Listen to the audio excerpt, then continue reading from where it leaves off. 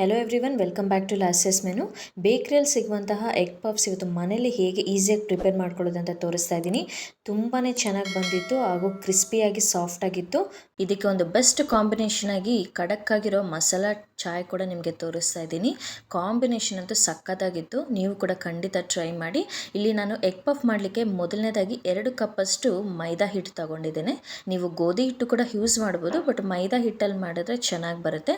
ಅದ್ರ ಜೊತೆಗೆ ನಾನಿಲ್ಲಿ 1/4 ಟೀ ಸ್ಪೂನಷ್ಟು ಸಾಲ್ಟ್ ಹಾಗೂ 1/4 ಟೀ ಸ್ಪೂನಷ್ಟು ಶುಗರ್ ಹಾಕಿ ಸ್ವಲ್ಪ ನೀರು ಹಾಕಿ ಇದನ್ನು ಹಿಟ್ಟನ್ನು ಕಲಿಸ್ತಾ ಇದ್ದೀನಿ. ನಾನಿಲ್ಲಿ ತೋರಿಸ್ತಾ ಇರೋ ಥರ ನೀವು ಸ್ವಲ್ಪ ನೀರು ಹಾಕ್ಕೊಂಡು ಹಿಟ್ಟನ್ನು ಚಪಾತಿ ಹಿಟ್ಟಿಗಿಂತ ಇಂಚೂರು ಸಾಫ್ಟ್ ಆಗಿರುವಂತಹ ಹಿಟ್ಟು ರೆಡಿ ಮಾಡಬೇಕಾಗತ್ತೆ. ಸೊ ಒಂದೇ ಸತಿ ನೀರು ಹಾಕೋಕ್ಕೆ ಹೋಗಬೇಡಿ. ಸೊ ಸ್ವಲ್ಪ ನೀರು ಹಾಕಿ ನೋಡಿ, ಇಲ್ಲಿ ತೋರಿಸ್ತಾ ಇರೋ ಥರ ಹಿಟ್ಟು ರೆಡಿಯಾಗಿದೆ. ನಾನಿಲ್ಲಿ ಪ್ರೆಸ್ ಮಾಡ್ತಾ ಇದ್ದೀನಲ್ವ, ಸೊ ಇಷ್ಟು ಸಾಫ್ಟ್ ಆಗಿರಬೇಕು. ಸೊ ಹಿಟ್ಟು ರೆಡಿ ಆಗಿದ ನಂತರ ನಾನಿಲ್ಲಿ ಮೇಲೆ ಒಂಚೂರು ಎಣ್ಣೆನ ಅಪ್ಲೈ ಮಾಡ್ತಾ ಇದ್ದೀನಿ, ಡ್ರೈ ಆಗದಿರ ಇರೋದಕ್ಕೋಸ್ಕರ. ನಂತರ ಇದನ್ನು ಒಂದು 10 ನಿಮಿಷ ರೆಸ್ಟ್ ಮಾಡೋಕ್ಕೆ ಬಿಡ್ತಾ ಇದ್ದೀನಿ. ಇಲ್ಲಿ ನಾನು ಎಗ್ಸ್ ಬಾಯ್ಲ್ ಮಾಡಲಿಕ್ಕೆ ಸ್ವಲ್ಪ ನೀರು ಹಾಕ್ಕೊಂಡು 3 ಎಗ್ ತಗೊಂಡಿದ್ದೇನೆ. ಸೊ ನಿಮ್ಮ ಕ್ವಾಂಟಿಟಿ ಪ್ರಕಾರ ನೀವು ಎಷ್ಟು ಪಪ್ಸ್ ಮಾಡಬೇಕಂತಿದ್ದೀರೋ ಅದ್ರ ಪ್ರಕಾರ ನೀವು ಎಗ್ಸ್ ತಗೋಬೋದು. ನಂತರ ಇಲ್ಲಿ ಸ್ಟಫಿಂಗ್ ಪ್ರಿಪೇರ್ ಮಾಡಲಿಕ್ಕೆ ನಾನಿಲ್ಲಿ ಆನಿಯನ್ಸ್ ಹಾಗೂ ಹಸಿಮೆಣ್ಸಿನ್ಕಾಯಿ ತಗೊಂಡಿದ್ದೀನಿ.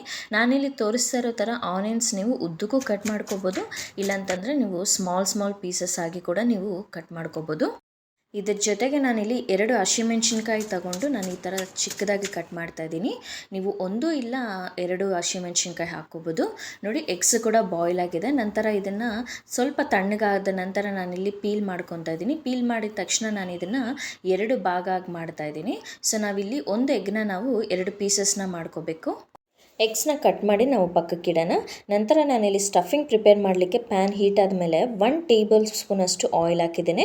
ಆನಂತರ ಇದಕ್ಕೆ ಸ್ವಲ್ಪ ಜೀರಿಗೆ ಹಾಗೂ ನಾವು ಕಟ್ ಮಾಡಿರುವಂತಹ ಈರುಳ್ಳಿ ಹಾಗೂ ಹಸಿಮೆಣ್ಸಿನ್ಕಾಯಿ ಹಾಕಿ ನಾನು ಫ್ರೈ ಮಾಡ್ತಾ ಇದ್ದೀನಿ. ಇದು ಸ್ವಲ್ಪ ಸಾಫ್ಟ್ ಆಗೋವರೆಗೂ ನಾವು ಫ್ರೈ ಮಾಡ್ಕೊಂಡ್ರೆ ಸಾಕು. ನಂತರ ಇದಕ್ಕೆ 1/2 ಟೀ ಸ್ಪೂನಷ್ಟು ಶುಂಠಿ ಬೆಳ್ಳುಳ್ಳಿ ಪೇಸ್ಟ್ ಹಾಕಿ ನಾನು ಇದನ್ನು ಫ್ರೈ ಮಾಡಿದ್ದೇನೆ. ನಂತರ ಇದಕ್ಕೆ 1/5 ಟೀ ಸ್ಪೂನಷ್ಟು ಅರಿಶಿನ ಪುಡಿ ಹಾಗೂ ಅರ್ಧ ಟೀ ಸ್ಪೂನಷ್ಟು ಖಾರ ಪುಡಿ ಹಾಗೂ 1/4 ಟೀ ಸ್ಪೂನಷ್ಟು ಧನಿಯಾ ಪೌಡರ್ ಹಾಗೂ ಗರಂ ಮಸಾಲ. ನಿಮ್ಮ ಹತ್ರ ಚಾಟ್ ಮಸಾಲ ಇದ್ದರೆ ಚಾಟ್ ಮಸಾಲ ಕೂಡ ಹಾಕ್ಕೊಳ್ಳಿ. ಇದು ತಳ ಅಂಟುತ್ತೀರ ಇರೋದಕ್ಕೋಸ್ಕರ ನಾನಿಲ್ಲಿ ಸ್ವಲ್ಪ ನೀರು ಹಾಕಿ ಇದನ್ನು ಫ್ರೈ ಆಗೋಕ್ಕೆ ಬಿಟ್ಬಿಟ್ಟಿದ್ದೀನಿ. ನಂತರ ಒಂದು ಬೌಲ್ಗೆ ನಾನಿಲ್ಲಿ 1 ಎಗ್ನ ಬೀಟ್ ಮಾಡ್ಕೊತಾ ಇದ್ದೀನಿ. ಸೊ ಈ ಥರ ನಾವು ಪ್ರಿಪೇರ್ ಮಾಡ್ತಿರೋ ಸ್ಟಫಿಂಗ್ಗೆ ಈ ಥರ 1 ಎಗ್ನ ನಾವು ಬೀಟ್ ಮಾಡಿ ಹಾಕೋದ್ರಿಂದ ಟೇಸ್ಟ್ ಅನ್ನೋದು ಚೆನ್ನಾಗಿರುತ್ತೆ. ಒಳಗಡೆ ಸ್ಟಫಿಂಗಲ್ಲಿ ಎಗ್ಗಿದ್ರೆ ಇಂಚೂರು ಟೇಸ್ಟ್ ತುಂಬಾ ಚೆನ್ನಾಗಿ ಬರುತ್ತೆ. ಈ ಪ್ರೊಸೆಸ್ ಎಲ್ಲ ನೀವು ಲೋ ಫ್ಲೇಮಲ್ಲಿ ಇಕ್ಕಿನೇ ನೀವು ಫ್ರೈ ಮಾಡ್ಕೊಳ್ಳಿ, ಇಲ್ಲ ಅಂತಂದರೆ ತಳ ಅಂಟೋ ಚಾನ್ಸಸ್ ಇರುತ್ತೆ. ನೋಡಿ, ಈ ಥರ ಫ್ರೈ ಆದಮೇಲೆ ನಾನಿಲ್ಲಿ ರುಚಿಗೆ ತಕ್ಕಷ್ಟು ಉಪ್ಪು ಹಾಕಿ ಕೊನೆಯದಾಗಿ ನಾನು ಇದನ್ನು ಇನ್ನೊಂದು ಸಲ ಸುಮ್ಮನೆ ಆ ಥರ ಕಲಿಸ್ತಾ ಇದ್ದೀನಿ. ಸೊ ನೋಡಿ, ನಾವು ಎಗ್ ಪಫ್ಸ್ಗೆ ಬೇಕಾಗಿರುವಂತಹ ಸ್ಟಫಿಂಗ್ ರೆಡಿ ಆಗಿಬಿಟ್ಟಿದೆ. ಈ ಥರ ಫ್ರೈ ಆದರೆ ಸಾಕು. ನಾವು ಇದನ್ನು ಪಕ್ಕಕ್ಕಿಡೋಣ. 10 ನಿಮಿಷ ಆದ ನಂತರ ನಾವಿಲ್ಲಿ ಕಲಸಿಕ್ಕಿರುವಂಥ ಹಿಟ್ಟನ್ನು ನಾನು ಇನ್ನೊಂದು 2ರಿಂದ 3 ನಿಮಿಷ ಚೆನ್ನಾಗಿ ನಾದ್ಕೊತಾ ಇದ್ದೀನಿ. ಈ ಥರ ನಾದೋದ್ರಿಂದ ಇನ್ನೂ ಸಾಫ್ಟಾಗಿ ಬರುತ್ತೆ. ನಂತರ ಇದನ್ನು ಈಕ್ವಲ್ ಪಾರ್ಟ್ಸಾಗಿ ನಾನು ಡಿವೈಡ್ ಮಾಡ್ತಾ ಇದ್ದೀನಿ. ಇದನ್ನು ನಾವು ಉಂಡೆಗಳನ್ನ ಮಾಡಿ ರೆಡಿಯಾಗಿ ಇಟ್ಕೊಳ್ಳೋಣ. ನಾನಿಲ್ಲಿ 1 ಉಂಡೆನ ನಾನು ನಿಮಗೆ ಲಟ್ಟಿಸಿ ತೋರಿಸ್ತೇನೆ ಹೇಗೆ ಅಂತ. ನೋಡಿ, ನಾನಿಲ್ಲಿ 1 ಉಂಡೆನ ತಗೊಂಡಿದ್ದೇನೆ. ನೋಡಿ, ಈ ಥರ ಪ್ರೆಸ್ ಮಾಡ್ಕೋಬೇಕು. ನಿಮ್ಮ ಕೈಯಲ್ಲಿ ಎಷ್ಟು ಆಗುತ್ತೋ ಅಷ್ಟು ತೆಳುವಾಗಿ ನೀವು ಪ್ರೆಸ್ ಮಾಡೋಕ್ಕೆ ಟ್ರೈ ಮಾಡಿ. ನಿಮ್ಗೆ ಅಕಸ್ಮಾತ್ ಇದೆ ಅಂತಂದರೆ ಮಧ್ಯ ಈ ಥರ ಹಿಟ್ಟು ಹಾಕ್ಕೊಂಡು ನೀವು ನಿಮ್ಮ ಕೈಯಲ್ಲಿ ಆದಷ್ಟು ನೀವು ತೆಳುವಾಗಿ ನೀವು ಲಟ್ಟಿಸ್ಕೋಬೇಕು. ನೋಡಿ, ಈ ಥರ ನಿಮ್ಮ ಹತ್ರ ಉಳಿದಿರುವಂತಹ ಎಲ್ಲ ಚಪಾತಿನ ಈ ಥರ ನೀವು ಪ್ರಿಪೇರ್ ಮಾಡಿ ರೆಡಿಯಾಗಿ ಇಟ್ಕೊಳ್ಳಿ. ನಂತರ ಇದಕ್ಕೆ ನಾನು ಮನೇಲೇ ಪ್ರಿಪೇರ್ ಮಾಡಿರುವಂತಹ ಬೆಣ್ಣೆ ತಗೊಂಡಿದ್ದೇನೆ. ನಿಮ್ಮ ಹತ್ರ ಬಟರ್ ಇಲ್ಲ ಅಂತಂದರೆ ನೀವು ಗೀ ಇಲ್ಲ ಅಂತಂದರೆ ಎಣ್ಣೆ ಕೂಡ ನೀವು ಅಪ್ಲೈ ಮಾಡ್ಕೋಬೋದು. ಈ ಥರ 1 ಚಪಾತಿಗೆ ನಾನಿಲ್ಲಿ ಮೇಲೆ ಬೆಣ್ಣೆ ಹಾಕಿದ್ದೇನೆ. ಆನಂತರ ಸ್ವಲ್ಪ ನಾನು ಇಲ್ಲಿ ಹಿಟ್ಟು ಕೂಡ ಉದುರಿಸಿ ನಾವು ಮಾಡಿರುವಂತಹ ಇನ್ನೊಂದು ಲೇಯರ್ನ ನಾನು ಇದಕ್ಕೆ ಮೇಲೆ ಹಾಕ್ತಾಯಿದ್ದೀನಿ. ನೋಡಿ, ನಾನು ಇಲ್ಲಿ 3 ಲೇಯರ್ಸ್ ರೆಡಿ ಮಾಡಿದ್ದೆ. ಸೊ ಆ ಥರ ನಾವು ಒಂದ್ರ ಮೇಲೆ ಒಂದು ನಾನಿಲ್ಲಿ ಹಾಕ್ತಾಯಿದ್ದೀನಿ. ಸೊ ಬೆಣ್ಣೆ ಹಚ್ತಾ ಇದ್ದೀನಿ ಫಸ್ಟ್. ನಂತರ ಅದ್ರ ಮೇಲೆ ಈ ಸ್ವಲ್ಪ ಹಿಟ್ಟು ಹಾಕಿ ಈ ಥರ ನಾನು ಪ್ರಿಪೇರ್ ಮಾಡಿರುವಂತಹ 3 ಲೇಯರ್ಸ್ ಕೂಡ ನಾನು ಈ ಥರ ಹಾಕಿದ್ದೇನೆ. ಕೊನೆಯದಾಗಿ ಮೇಲೆ ಇಂಚೂರು ನಾನು ಬೆಣ್ಣೆ ಹಾಕಿ ಈ ಥರ ಅಪ್ಲೈ ಮಾಡ್ತಾಯಿದ್ದೀನಿ. ನೋಡಿ, ಈ ಥರ ಅಪ್ಲೈ ಮಾಡಿದ್ಮೇಲೆ ಈ ಕಡೆ ಫಸ್ಟ್ ಕಾರ್ನರಿಂದ ನಾವು ಈ ಥರ ಅರ್ಧಕ್ಕೆ ನಾವು ಈ ಥರ ಫೋಲ್ಡ್ ಮಾಡ್ಕೋಬೇಕು. ನಂತರ ನಾವು ನೆಕ್ಸ್ಟ್ ಕಾರ್ನರಿಂದ ಈ ಥರ ಅರ್ಧಕ್ಕೆ ಫೋಲ್ಡ್ ಮಾಡೋಣ. ಈ ಥರ ನಾವು ಫೋಲ್ಡ್ ಮಾಡಿ ಮಾಡೋದ್ರಿಂದ ತುಂಬಾ ಚೆನ್ನಾಗಿ ಲೇಯರ್ ಆಗಿ ಬರುತ್ತೆ ಹಾಗೂ ತುಂಬಾ ಚೆನ್ನಾಗಿರುತ್ತೆ. ಈ ರೀತಿ ಫೋಲ್ಡ್ ಮಾಡಿಕೊಂಡ್ರೆ ಸಾಕು. ಈ ಥರ ಫೋಲ್ಡ್ ಮಾಡಿದ ನಂತರ ನಾನಿಲ್ಲಿ ತೋರಿಸ್ತಾ ಇರೋ ಥರ ನೀವು ಅದನ್ನು ಪ್ರೆಸ್ ಮಾಡ್ಕೊಳ್ಳಿ. ಜಾಸ್ತಿ ಹಾರ್ಡಾಗಿ ಪ್ರೆಸ್ ಮಾಡೋಕ್ಕೆ ಹೋಗಬೇಡಿ. ಸೊ ಲೈಟಾಗಿ ನೀವು ಅದನ್ನು ನಿಮ್ಮ ಕೈಯಲ್ಲಿ ಆದಷ್ಟು ನೀವು ಪ್ರೆಸ್ ಮಾಡ್ಕೊಳ್ಳಿ. ನೋಡಿ, ಅಕಸ್ಮಾತ್ ನಿಮ್ಗೆ ಅಂಟ್ತಾ ಇದೆ ಅಂತಂದರೆ ನಾನಿಲ್ಲಿ ಹಿಟ್ಟು ಕೂಡ ಹಾಕ್ಕೊಂಡಿದ್ದೇನೆ. ಮಧ್ಯ ಹಿಟ್ಟು ಹಾಕ್ಕೊಂಡು ನಾನು ಇದನ್ನು ಈ ರೀತಿ ನಾನು ಪ್ರೆಸ್ ಮಾಡಿದ್ದೇನೆ. ನೋಡಿ, ಇಷ್ಟು ತೆಳುವಾಗಿ ಬಂದರೆ ಸಾಕು. ನಂತರ ಇದನ್ನು ಕಾರ್ನರ್ಸಲ್ಲಿರುವಂತಹ ಎಕ್ಸ್ಟ್ರಾ ಹಿಟ್ಟು ಯಾವುದಾದ್ರೂ ಶೇಪ್ ಔಟ್ ಇಟ್ಟಿದೆಯೋ ಅದನ್ನು ನಾನು ರಿಮೂವ್ ಮಾಡ್ತಾ ಇದ್ದೀನಿ. ಸೊ ಈ ಥರ ತೆಗೆಯೋದ್ರಿಂದ ನಮಗೆ ಈಕ್ವಲ್ ಆಗಿ ಬರುತ್ತೆ. ಪಪ್ಸ್ ಅನ್ನೋದು ಎಲ್ಲ ಒಂದೇ ಸೈಜಲ್ಲಿ ಈಕ್ವಲ್ ಆಗಿ ಬರುತ್ತೆ. ಸೊ ಈ ಥರ ಕಾರ್ನರ್ಸಲ್ಲಿ ನಾನು ಈ ಥರ ರಿಮೂವ್ ಮಾಡ್ತಾ ಇದ್ದೀನಿ. ನೋಡಿ, ಲೇಯರ್ ಎಷ್ಟು ತೆಳುವಾಗಿ ಮಾಡ್ಕೊಂಡಿದ್ದೇನೆ ನಿಮ್ಗೆ ಕಾಣಿಸ್ತಾ ಇದೆ ಅಲ್ವಾ. ಸೊ ನೀವು ಜಾಸ್ತಿ ದಪ್ಪ ಮಾಡ್ಕೊಳಕ್ಕೆ ಹೋಗಬೇಡಿ. ಸೊ ನಾನು ತೋರಿಸಿರೋ ಥರ ತೆಳುವಾಗಿ ನೀವು ಪ್ರೆಸ್ ಮಾಡಿಕೊಂಡು ಕಾರ್ನರ್ಸ್ ರಿಮೂವ್ ಮಾಡಿದ್ಮೇಲೆ ನಾನಿಲ್ಲಿ ಈಕ್ವಲ್ ಪಾರ್ಟ್ಸಾಗಿ ನಾನು ಕಟ್ ಮಾಡ್ತಾ ಇದ್ದೀನಿ. ನೋಡಿ, ಈ ಥರ ನೀವು ಕಟ್ ಮಾಡ್ಕೊಂಡು ಡಿವೈಡ್ ಮಾಡ್ಕೊಳ್ಳಿ. ನಂತರ ನಾವು ಪ್ರಿಪೇರ್ ಮಾಡಿರುವಂತಹ ಸ್ಟಫಿಂಗ್ನ ಇದಕ್ಕೆ ನಾನು ಹಾಕಿದ್ದೇನೆ. ನಂತರ ನಾನಿಲ್ಲಿ ಎಗ್ಗನ್ನ ಕೂಡ ನಾನಿಲ್ಲಿ ಮಿಡಲಲ್ಲಿ ಈ ಥರ ಇಡ್ತಾ ಇದ್ದೀನಿ. ಸೊ ನಾನಿಲ್ಲಿ ಒಂದು ಬೌಲ್ಗೆ 1 ಸ್ಪೂನಷ್ಟು ಸ್ವಲ್ಪ ಮೈದಾ ತಗೊಂಡು ಅದಕ್ಕೆ ಒಂಚೂರು ನೀರು ಹಾಕಿ ಇದನ್ನು ಮಿಕ್ಸ್ ಮಾಡ್ತಾ ಇದ್ದೀನಿ.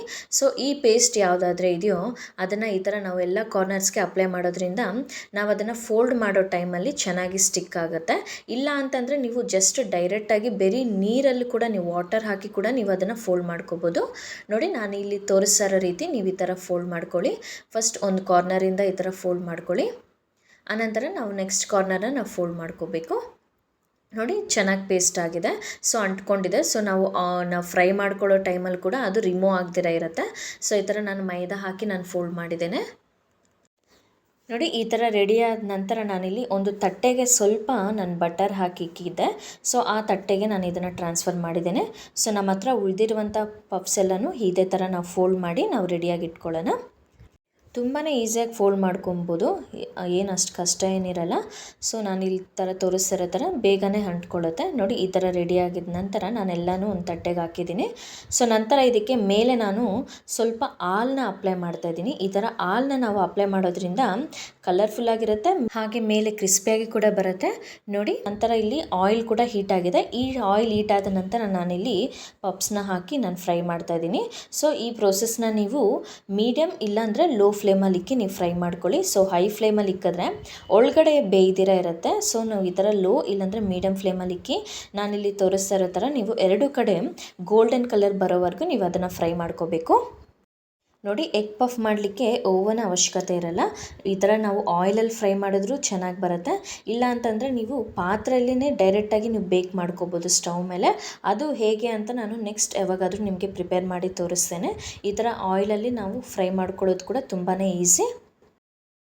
2 ಕಡೆ ಪಫ್ಸ್ ಚೆನ್ನಾಗಿ ಫ್ರೈ ಆಗಿದೆ. ನೋಡಿ, ನಾನಿಲ್ಲಿ ತೋರಿಸ್ತಾ ಇರೋ ಥರ ಈ ಕಲರ್ ಬಂದರೆ ಸಾಕು. ನಂತರ ಇದನ್ನು ಸ್ಟವ್ ಆಫ್ ಮಾಡಿ ಇದನ್ನು ನಾನು ಟಿಶ್ಯೂ ಪೇಪರ್ಗೆ ಟ್ರಾನ್ಸ್ಫರ್ ಮಾಡ್ತಾಯಿದ್ದೀನಿ. ಸೊ ಈ ಥರ ಮಾಡೋದ್ರಿಂದ ಏನಾದರೂ ಎಕ್ಸಸ್ ಆಯಿಲ್ ಅನ್ನೋದಿದ್ದರೆ ಅದನ್ನು ಅಬ್ಸರ್ವ್ ಮಾಡಿಬಿಡುತ್ತೆ. ಇದೇ ರೀತಿ ನಿಮ್ಮ ಹತ್ರ ಉಳಿದಿರುವಂತಹ ಎಗ್ ಪಫ್ಸ್ನೆಲ್ಲನೂ ಈ ಥರ ಲೋ ಟು ಮೀಡಿಯಮ್ ಫ್ಲೇಮಲ್ಲಿ ಇಕ್ಕಿ ನೀವು ಫ್ರೈ ಮಾಡಿಕೊಂಡು ಲಾಸ್ಟಲ್ಲಿ ಕೊನೆಯದಾಗಿ ನೀವು ಟಿಶ್ಯೂ ಪೇಪರ್ಗೆ ಟ್ರಾನ್ಸ್ಫರ್ ಮಾಡಿಬಿಡಿ. ಎಗ್ ಪಫ್ಸ್ ಅನ್ನೋದು ರೆಡಿ ಆಗಿಬಿಟ್ಟಿದೆ. ನೋಡಿ, ಎಷ್ಟು ಚೆನ್ನಾಗಿದೆ. ಒಳಗೆ ತುಂಬ ಸಾಫ್ಟಾಗಿ ಹಾಗೂ ಮೇಲೆ ಅಂತೂ ತುಂಬಾ ಕ್ರಿಸ್ಪಿಯಾಗಿರುವಂತಹ ಬೇಕ್ರಿ ಸ್ಟೈಲ್ ಎಗ್ ಪಫ್ಸ್ ರೆಡಿಯಾಗಿದೆ. ತುಂಬಾ ಟೇಸ್ಟಿಯಾಗಿ ಬಂದಿದೆ. ಇದ್ರ ಜೊತೆಗೆ ಮಸಾಲ ಟೀ ಪ್ರಿಪೇರ್ ಮಾಡಿದ್ದೆ. ಸೊ ಮಸಾಲ ಟೀಗೋಸ್ಕರ ನಾನಿಲ್ಲಿ 1 ಇಂಚಷ್ಟು ಶುಂಠಿ, 3ರಿಂದ 4 ಏಲಕ್ಕಿ, ಸ್ವಲ್ಪ ಪೆಪ್ಪರ್ ಹಾಕಿ ನಾನು ಇದನ್ನು ಜಜ್ಜಿದ್ದೇನೆ. ನಾನಿಲ್ಲಿ ಇಬ್ಬರಿಗೆ ಟೀ ಪ್ರಿಪೇರ್ ಮಾಡ್ತಾಯಿದ್ದೀನಿ. ಸೊ ಅದಕ್ಕೋಸ್ಕರ ನಾನಿಲ್ಲಿ ಸ್ವಲ್ಪ ನೀರು ಹಾಕಿ ಅದಕ್ಕೆ ನಾವು ಜಜ್ಜಿರುವಂತಹ ಮಸಾಲೆ ಹಾಕಿದ್ದೇನೆ.